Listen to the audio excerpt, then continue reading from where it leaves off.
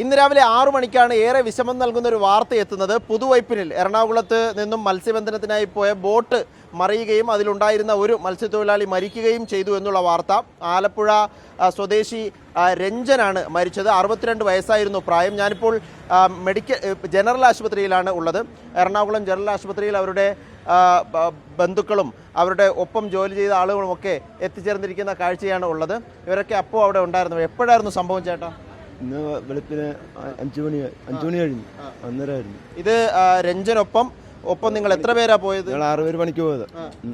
അപ്പൊ എന്താ സംഭവിച്ചത്? ബോട്ട് വെള്ളം കയറി തിരയടിക്കുകയായിരുന്നു. അപ്പൊ നിങ്ങൾക്ക് നിയന്ത്രിക്കാൻ പറ്റിയില്ല? ഇല്ല, ഒന്നും ചെയ്യാൻ പറ്റിയില്ല. അതുകൊണ്ട് അങ്ങനെ സംഭവിച്ചത്. എന്നിട്ട് എന്ത് പറ്റി? വെള്ളം കയറി അന്നേരം താന്നുപോയി. ബോട്ടൊക്കെ താന്നുപോയി. ഞങ്ങൾ വേറെ മറ്റുള്ള വള്ളക്കാർ വന്ന് രക്ഷിക്കുമായിരുന്നു. അടുത്തുള്ള വള്ളക്കാർ വേറെ വള്ളക്കാരുണ്ടായിരുന്നു? ഇല്ല, ഒരു വള്ളം ഓടി വന്നതായിട്ട് ഞങ്ങളെ കണ്ട് വിളിച്ച്, മുങ്ങുന്നത് കണ്ട് ഓടി വന്നു.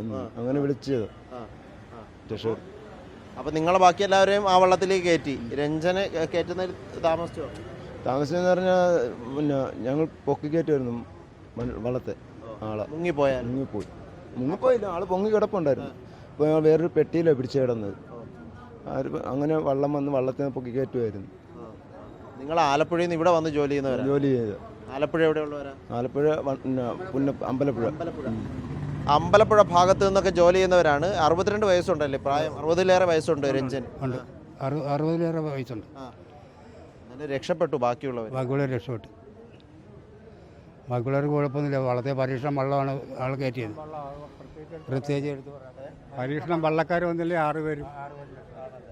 അതായത് ആ സമയത്ത് അടിയന്തരമായ ഒരു ഇടപെടൽ മറ്റ് വള്ളക്കാരുടെ ഭാഗത്തു നിന്നുണ്ടായി എന്നുള്ളതാണ്. അതുകൊണ്ടാണ് ഈ ബാക്കിയുള്ള 5 പേർ രക്ഷപ്പെട്ടത്. ഇവരൊക്കെ ആ വള്ളത്തിൽ പോയ ആളുകളാണ്. ഏതായാലും ഒരാൾക്ക് മരണം സംഭവിച്ചിരിക്കുന്നു. ഇപ്പോൾ ജനറൽ ആശുപത്രിയിലാണ് മൃതദേഹം ഉള്ളത്. വീഡിയോ ജേർണലിസ്റ്റ് പ്രദീപ് കുമ്പിടിക്കൊപ്പം റിപ്പോർട്ടർ ആദിൽ പാലോടൻ, റിപ്പോർട്ടർ, കൊച്ചി.